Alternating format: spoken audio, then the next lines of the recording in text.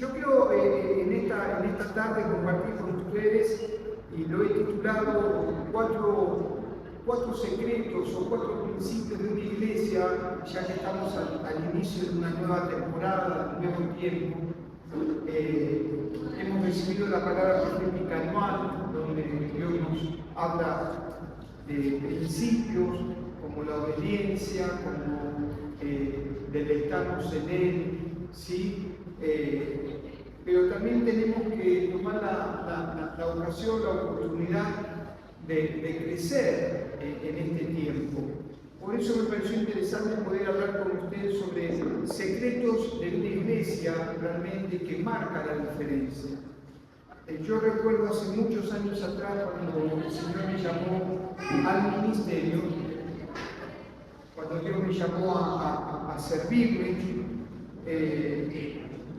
lo primero que le dije al Señor es: Señor, yo quiero, y sé que me puse una camisa de 11 varas, ¿no? Porque le dije al Señor, yo quiero marcar una diferencia. Yo no quiero ser una iglesia como las demás, sin menospreciar a los demás, por supuesto, pero sí quiero pagar el precio de lo que significa una iglesia distinta, una iglesia que siempre fue la que me impactó, fue la iglesia nueva testamentaria, la iglesia del principio, la iglesia del poder, la iglesia de la demostración, la iglesia de la comunión, la comunidad, la iglesia que avanzaba, la iglesia que se desarrollaba, la iglesia que crecía. Y eso siempre me impactó a mí en forma personal. Y yo decía al Señor en ese inicio: Señor, yo quiero marcar la diferencia, ¿no? Y cuando expresé esa oración delante del Señor, sentí la voz del Espíritu Santo diciéndome si sabía lo que yo estaba pidiendo, ¿no? Y el precio que iba a costar marcar una diferencia como iglesia. Y bueno, a lo largo de los años nos hemos dado cuenta de lo que significa marcar una diferencia. Pero yo creo que como cristianos todos estamos llamados a marcar una diferencia. Como cristianos estamos llamados a ser distintos de parte de Dios. No contentarnos con lo que estamos viviendo, no contentarnos con experimentar lo que quizás hasta ahora hemos experimentado, sino que nuestra vida espiritual vaya de crecimiento, vaya de conocimiento en conocimiento, como expresa la palabra de parte de Dios, de gloria en gloria. Amén. Por eso me pareció interesante poder hablarles sobre estos 4 principios que quizás sean conocidos, pero que es bueno refrescarlos al inicio de una temporada o al inicio de algo nuevo. Entonces, nos dice la palabra de parte de Dios, nos entrega allí en el capítulo de Mateo, capítulo 28, que me quiere acompañar, seguramente usted ya lo conoce, ¿sí? Mateo 28, del 19 al 20, nos enseña y nos entrega a la iglesia de Jesucristo, nos entrega una gran comisión, ¿sí? Lo conocemos ya de memoria, aquellos que tienen años en el Señor seguramente se van a recordar, pero nos dice: por tanto, id, y dice: y hagan discípulos a todas las naciones, bautizándonos en el nombre del Padre, del Hijo y del Espíritu Santo, enseñándoles que guarden todas las cosas que os he mandado, y aquí que yo estoy con ustedes todos los días, hasta el fin del mundo. Amén. ¿Sí? La gran comisión tiene que ver con este desarrollo que no es para ir y predicar el Evangelio, no es para los misioneros, ir y predicar el Evangelio no es para gente especial, ir y predicar el Evangelio no es para gente, entre comillas, ungidas. A mí me gustó mucho la palabra que escuché de Claudio Freyson hace poco. No necesitamos ser conocidos, necesitamos ser ungidos, ¿no? Y la Biblia declara que somos ungidos porque el Espíritu del Señor ahora está sobre nuestras vidas y en nuestras vidas. Amén. Y por ende tenemos que desarrollar esta actividad y esta actitud para la gloria del Señor. Ir y predicar el Evangelio a toda la criatura. No es para un grupo seleccionado, sino que es para la iglesia de Jesucristo. Una promesa que es irrevocable allí en el libro de Segunda de Corintios, usted me acompaña, en el versículo capítulo 2, Segunda de Corintios, capítulo 2, versos 14 al 17. Mas a Dios gracia, el cual nos lleva siempre, ¿cómo nos lleva? De derrota en derrota, de lucha en lucha, de problema en problema, ¿sí? Sino que nos dice, mas a Dios gracia, el cual nos lleva siempre en triunfo en Cristo Jesús. Por medio de nosotros se manifiesta en todo lugar el olor de su conocimiento, porque para Dios somos gratos olor de Cristo en los que se salvan y en los que se pierden. A estos ciertamente olor de muerte para muerte, y a aquellos olor de vida para vida. Y para estas cosas, ¿quién es suficiente? Pues no somos como muchos que medran falsificando la palabra de Dios, sino que con sinceridad, como de parte de Dios y delante de Dios, hablamos de Cristo. Entonces, la Biblia nos anima a vivir una vida de triunfo en triunfo, de victoria en victoria. Amén. Que vamos a tener procesos, que vamos a tener luchas, que vamos a tener pruebas. Seguramente esto va a suceder, pero el Señor nos garantiza a usted y a mí la victoria, como dice aquí, más a Dios gracias, el cual nos lleva siempre en triunfo en Cristo Jesús. Por medio de nosotros se manifiesta en todo lugar el olor de su conocimiento. Esto es maravilloso porque donde yo voy, donde yo me muevo, donde yo camino, el olor de Cristo se manifiesta. Nosotros, como alguien dijo, somos personas que cambiamos los ambientes espirituales. Amén. Tendría que ser así. Tendría que ser nuestras vidas donde hay lucha y confrontación, nuestra presencia traiga paz y consuelo. ¿Sí? Donde haya fracaso o haya problema, nuestras vidas deben reflejar algo diferente, algo distinto. ¿Por qué? Porque llevamos en nosotros el conocimiento, el olor de Cristo. Amén. Entonces, vamos a ver estos 4 principios o cuatro secretos de una iglesia que va de gloria en gloria, de triunfo en triunfo y de conocimiento en conocimiento. El primero de ellos, que seguramente usted lo va a reconocer conmigo, el primero es la oración, la oración, la oración. Hace un rato decíamos y compartíamos con los chicos la importancia de la oración en nuestra vida, la importancia de ser impregnados y llenos del Espíritu Santo, ¿sí? La importancia de esta renovación continua.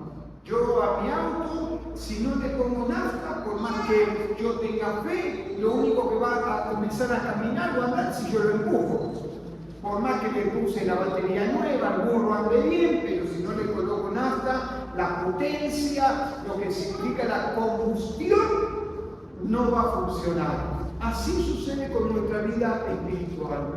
La oración es el combustible que nos lleva a interlocutar con nuestro Dios, a tener esa intimidad con nuestro Dios. Por eso el primer secreto de una iglesia que triunfa y que va de gloria en gloria es la oración.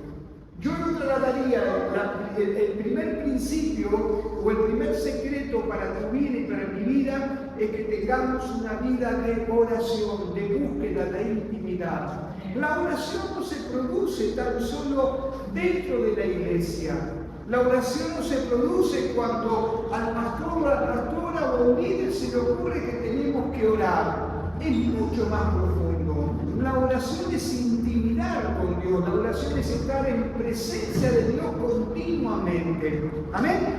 Dice, sin que esto ofenda a nadie, debemos reconocer y declarar que existen muchas veces, y pasa en nuestra vida, que nos convertimos en personas frías.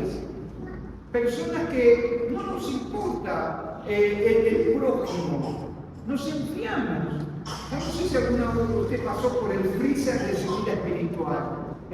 Pero ¿cuántas veces hemos vivido ese freezer de nuestra vida espiritual donde no nos importaba la necesidad de nuestro prójimo, no nos importaba la necesidad de nuestra casa, no nos importaba el hecho de venir a la iglesia? Lo tomábamos como una religión, lo tomábamos como algo realmente que no tenía ese fuego sagrado de lo que significa cuando estamos llenos del Espíritu Santo. Amén. Entonces, tenemos que cuidar con esto. En el libro de Colosenses, capítulo 4, si usted me acompaña, capítulo 4, verso 2, dice: perseverad en oración, velando en ella con acción de gracias, perseverando. Y perseverar no significa que un día oro y otro día no oro. Perseverar no significa cuando tengo ganas y cuando no tengo ganas. Perseverar no significa cuando siento o no siento. Perseverar implica un esfuerzo diario y continuo. ¿Sí o no? Aquellos que hemos trabajado, teníamos que perseverar en el trabajo, ¿o no? ¿Sí o no? Teníamos que perseverar. No era que un día me siento bien, voy a trabajar. Y bueno, ahora salió el sol y ahora como salió el sol y está el día, salgo a trabajar. ¿Sí o no? O los días nublados decía, bueno, estoy cansado. ¿Cuántas veces yo he dicho, estaba cansado? Y digo, qué lindo quedarme en casa. Pero tenía que perseverar, levantarme, rebollar el pie e irme a trabajar, porque realmente tenía que perseverar en mi trabajo. Si no perseveraba, ¿qué hacía? Perdía la asistencia, ya no me daban premio, había otro que se me llevaba las comisiones. Entonces yo tenía que perseverar. ¿Cuánto más en la oración nos enseña en el libro de Colosenses, capítulo 4, verso 2, que tenemos que perseverar en la oración? Amén. Así que perseverar en la oración es una decisión. Yo decido. Yo tomo la decisión. ¿Sí o no? Yo tomo la decisión de que voy a orar o no voy a orar. Estos días me decía una hermana, el Señor me despierta a las 2 de la mañana, pero la decisión la tomo yo. O me levanto o sigo durmiendo. Pero dice, el Señor me vuelve a despertar y yo soy la persona que tengo que tomar la decisión. ¿Amén? Entonces tenemos que perseverar. Libro de Efesios, por favor, en el capítulo 6, verso 18, unos textos bastante conocidos, nos enseña que tenemos que tener una metodología también de oración. Dice, orando, ¿cuándo? Todo tiempo. ¿Qué todo tiempo? Orando en todo tiempo, con toda oración y súplica en el Espíritu, y velando en ello con toda perseverancia y súplica por todos los santos. Amén. Entonces, orando en todo tiempo. ¿Se puede orar en todo tiempo? Estos días fuimos a visitar a Rodrigo, ¿no? Que estaba en Pinamar, se volvía a Buenos Aires, quería ver a sus hijos y tuvimos que hacer el viaje hasta allá. Y cuando llegamos casi hicimos 30 o 40 kilómetros, le digo a mi esposa, uy, nos olvidamos de orar, ¿no? Vamos a orar. Siempre nos gusta antes de salir a la ruta encomendarnos al Señor y orar, ¿sí? Cuando salimos con el vehículo. Y bueno, y oramos y la pastora oró una oración eficaz, poderosa, y entonces yo lo miro a Pedro y le digo, ¿puedo abrir los ojos ahora? Y me dice, sí, Pipo, abrí los ojos, ¿no? Pero se puede manejar y se puede orar continuamente, constantemente. Y eso nos está hablando de una relación íntima y continua con el Espíritu Santo. De ir cantando alabanza, de ir en todo tiempo perseverando en la oración. Dios va a colocarte en nombre de personas, Dios va a colocarte a un hermano, recibirás en un grupo. Hoy pusieron, oremos por una persona que tuvo un accidente. Tenemos que estar continuamente orando en la presencia del Señor. Orar no significa simplemente acercarse al templo los días de reunión y dedicar unas cuantas palabras a Dios. muchas veces por mero formulismo, sino que orar significa quebrantarse espiritualmente, quebrantarse, hacer rogativas, orar con gemidos indecibles en nuestro interior, tener experiencias significativas y maravillosas. La oración es la base de un gran despegue espiritual. Tenemos un desafío este año 2026. ¿Quién nos hubiese imaginado que al día 12 hoy tendríamos una reunión fuera del lugar que hace 3 años que estábamos? ¿Quién hubiese imaginado que el día sábado ya teníamos la llave de esta casa para poder venir y establecer una reunión? Es un milagro de parte de Dios, es significativo, pero también es un desafío para cada uno de nosotros. Es un desafío para los jóvenes, es un desafío para los adultos, es un desafío para nosotros como pastores y es un desafío para los líderes. Todos somos parte de este barco y 2026 nos impulsa a este gran despegue. Amén. Yo estoy viendo, yo estoy medio loco, ustedes saben que el pastor está medio loco, pero yo me veo con una reunión ya los días domingos a la tarde. Amén. ¿Por qué no? Si esto nos queda chico, vamos a orar y vamos a pedirle, pero para esto tenemos que orar al Señor. Tenemos que clamar. La oración es la base del gran despegue de la iglesia dentro de los cometidos que el Señor nos ha dado para así poder sentir el amor producido por el fuego del Espíritu Santo. Si no sentimos el fuego del Espíritu Santo en nuestro interior, sería difícil, hermano, que podamos orar y buscar el rostro de Dios. El segundo secreto es una iglesia que siempre está lista. Diga conmigo, siempre está listo. Siempre está listo. ¿Sí o no? Siempre tenemos que estar dispuestos, prestos. Siempre tenemos que estar preparados. Jesús le dijo, no tengo casa, no tengo alforja, no tengo ni siquiera donde vivir, no tengo ni siquiera nada. Siempre estaba listo y estaba presto para salir, para arrancar, para mover. Y la iglesia tiene que estar siempre presta y siempre lista. No alcanza en ninguna congregación tener temporadas. Y esos son a veces los grandes errores que suceden en nuestra vida. Pensar que tenemos temporadas solamente. ¿Alguien me entiende lo que quiero decir? Este es mi tiempo, mi temporada. Y las temporadas, usted sabe que se terminan. Estamos sufriendo del calor, pero ya dentro de un par de meses la temporada de verano se termina y comienza el frío. Una temporada se termina, se cierra. En la iglesia del Señor, en los tiempos de Jesucristo, no podemos guiarnos por temporadas, sino tenemos que guiarnos de estar siempre listos para hacer la voluntad de Dios. No alcanza ninguna congregación de tener temporadas y esfuerzos especiales para predicar el Evangelio. No es suficiente, la iglesia de Cristo debe predicar el Evangelio sin pausa y sin descanso.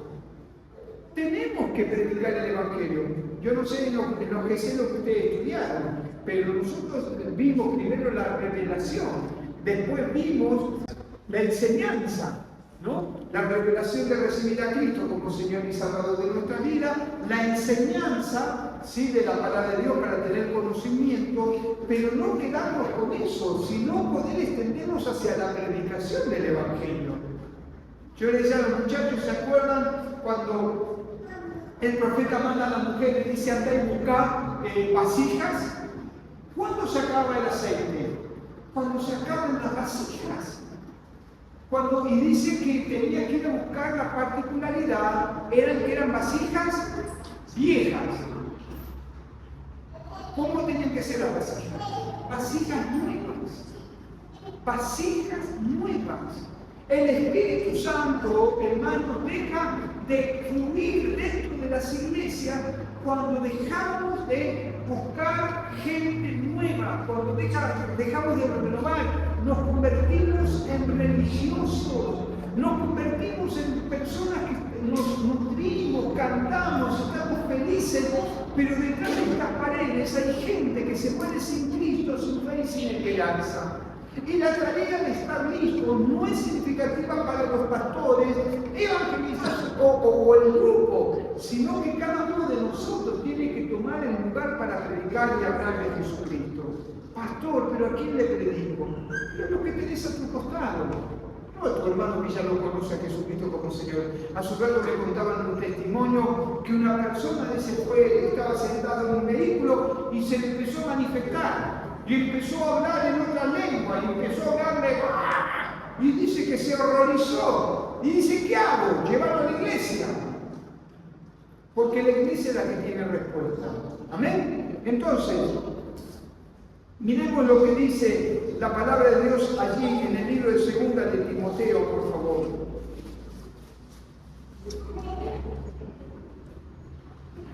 Segunda de Timoteo, capítulo 4, del 1 al 4. Dice, te encarezco delante de Dios y del Señor Jesucristo, que juzgará a los vivos y a los muertos en su manifestación y en su reino. ¿Qué?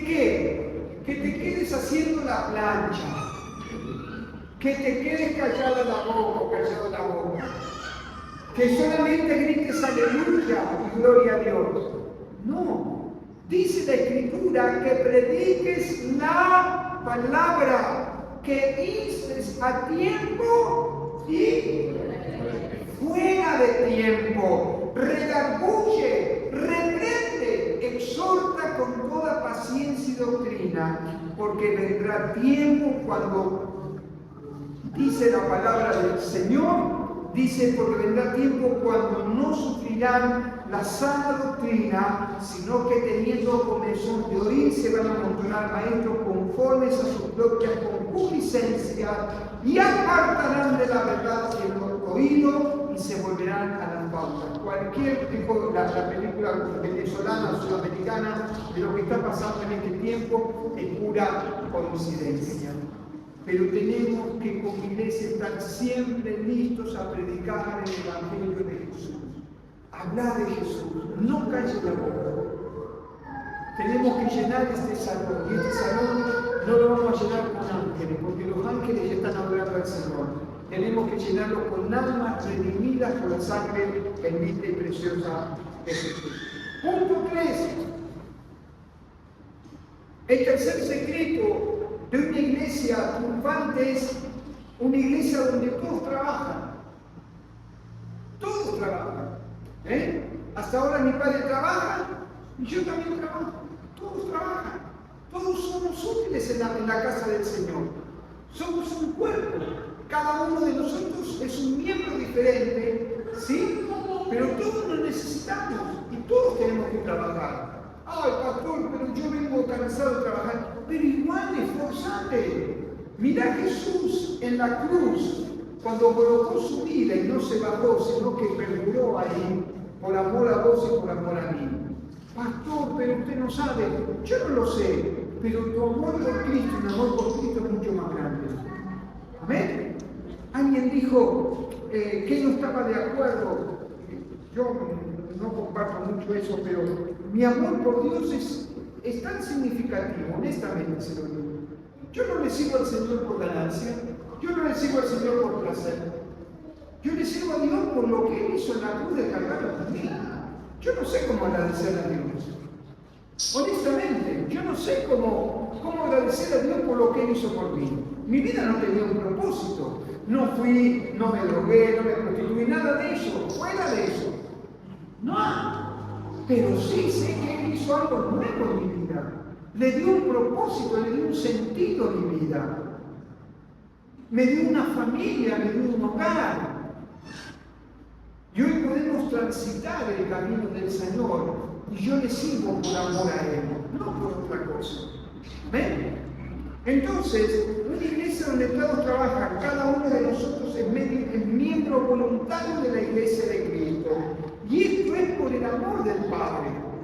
Somos voluntarios del Señor, por amor a Él. Amén. no por amor al pastor. Usted no tiene que servir al pastor o a la pastora, usted tiene que servir a Cristo. La confusión de la iglesia viene cuando usted comienza a convertirse en un servidor. Por supuesto, si usted sirve a Cristo, usted va a servir a los pastores. Por ende. ¿Sí? Yo sigo a Cristo, tengo que servir a mis autoridades, me tengo que sujetar a ellas, amarlas a ellas, ser obedientes a ellos. Yo también tengo que sujetarme a mis superiores, por amor a Cristo. Si yo amo a Cristo, por ende me voy a sujetar sin ningún problema. Ahora, si mi trabajo lo hago para que el pastor no se ofenda, si lo hago para que me den un premio, si lo hago ya si mis motivaciones son diferentes, entonces la cosa cambia. Cuando mi enfoque está enfocado en Cristo, ciertamente es mucho más fácil poder servirle. Amén. El día que aceptamos la nueva vida al recibir a Cristo en nuestro corazón, firmamos un contrato con Dios. No es el pastor, no son los diáconos, no son los ancianos, no son los líderes los únicos responsables del trabajo de la iglesia, sino cada uno de nosotros. Vamos a la palabra de parte de Dios. Venga conmigo, libro de Efesios.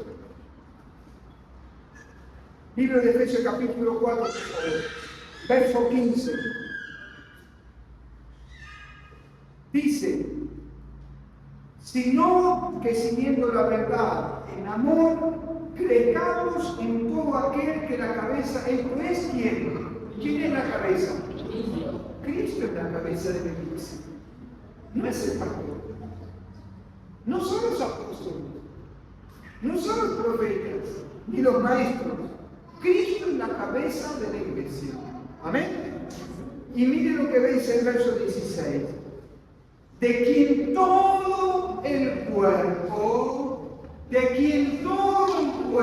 bien concertado y unido entre sí por todas las coyunturas que se ayudan mutuamente, según la actividad propia de cada miembro, recibe su crecimiento para ir edificándose en amor.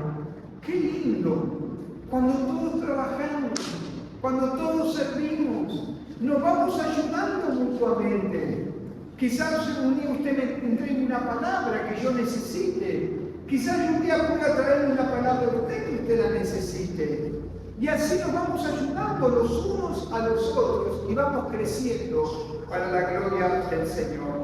Y por último, el cuarto secreto. Esto es algo que no le va a gustar, son viajes que Jesús le ama. Pero el cuarto secreto es una iglesia sin pecado. Es un imposible, suena como un imposible, ¿no? Porque somos seres humanos, ¿sí o no?